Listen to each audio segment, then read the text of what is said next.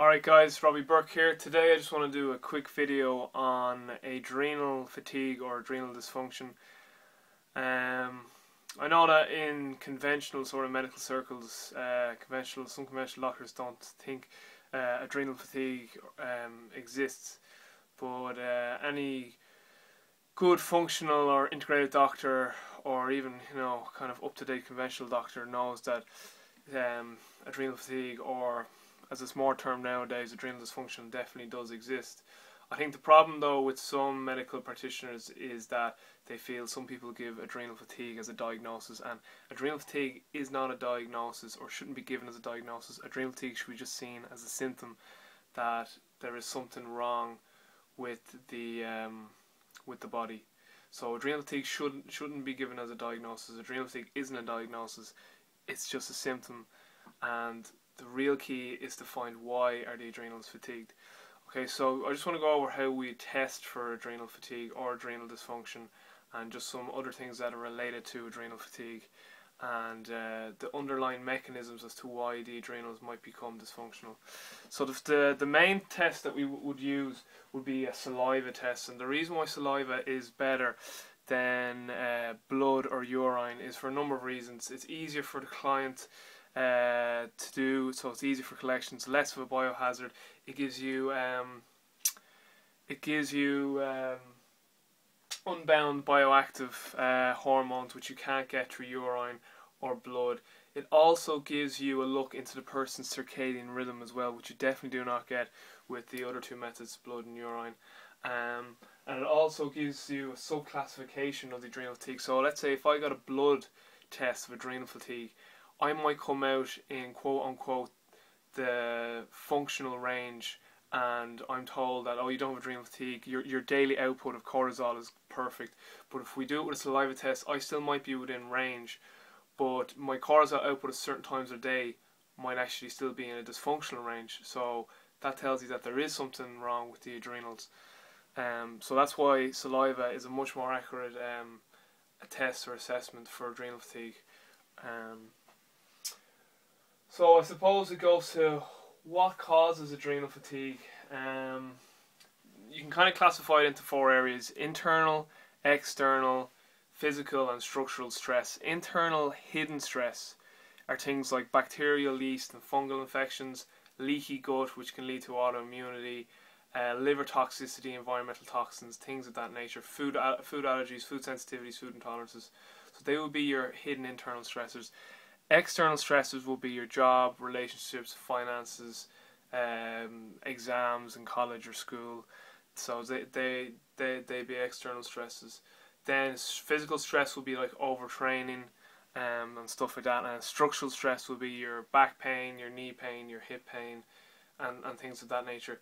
The thing with cortisol and the adrenal glands in your body is stress is stress. Your body cannot differentiate between a structural stress or an internal stress or an external stress. It's all just stress to the adrenal glands, and it just provokes the stress response, or what's known as the stress response.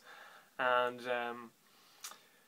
if this stress response is prolonged for a period of time, it can lead to adrenal fatigue or adrenal dysfunction, whatever you want to term it. Nowadays people are calling it adrenal dysfunction, it's kind of just semantics, but your adrenals become fatigued or dysfunctional, and the reason is because you're constantly bombarded by these stressors, and they eventually just lead to your adrenals kind of crashing.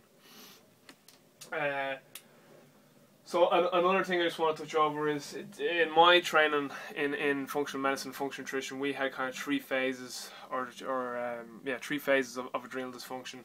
Phase one is where you're actually producing enough cortisol to deal with the stresses in your life.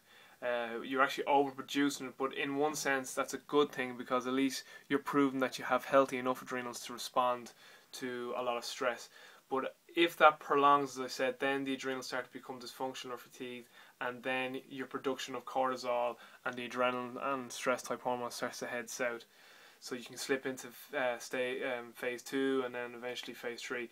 The reason they used to be called stage 1, stage 2, stage 3. The reason why they've actually switched the terms to phases is because you can actually phase in and out of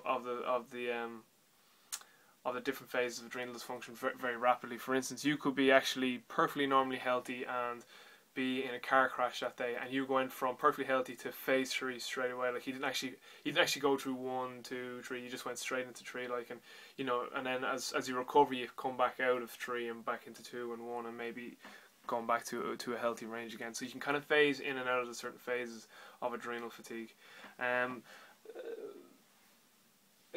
So that basically just goes over the reasons for why your adrenals might become dysfunctional. A lot of people have adrenal dysfunction, have adrenal fatigue, and don't even know. Like, signs and symptoms will be like, you know, chronic tiredness in the morning, just really can't get going in the morning, blood sugar regulation issues, all sort of anxiety and depression issues are linked to an adrenal fatigue, particularly intolerances and food sensitivity.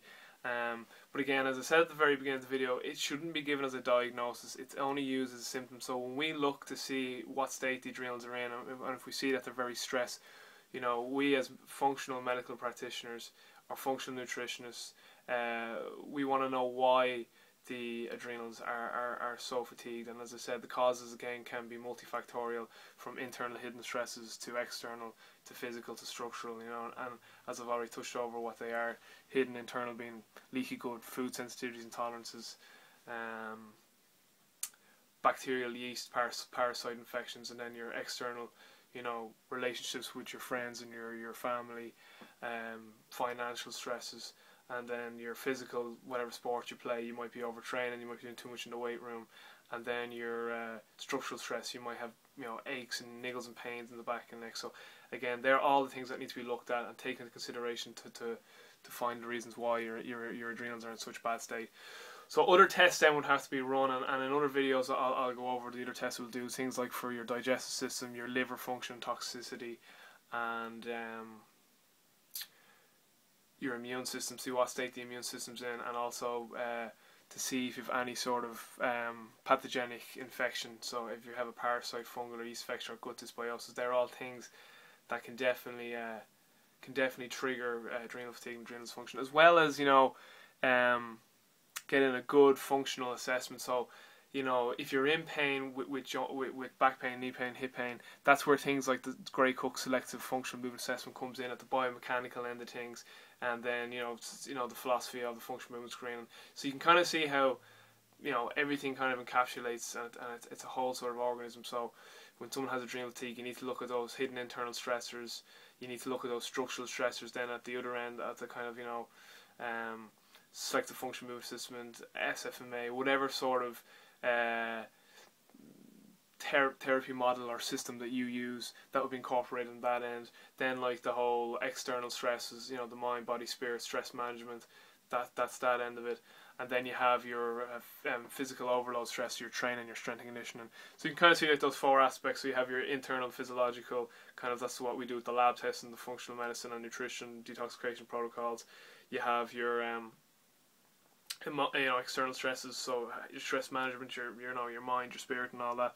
Then you have your biomechanical stresses that could be dealt with like SFMA and, you know, the functional movement screen sort of systems, and then whatever sort of modalities and therapeutic skills you actually have as a therapist, whether you're a chiropractor, osteopath, physical therapist, and then, you know, the strength training aspect, because all these areas can lead to this adrenal fatigue. So again, adrenal fatigue is just a symptom. It's just a guiding light to point us in our next direction of our investigative work.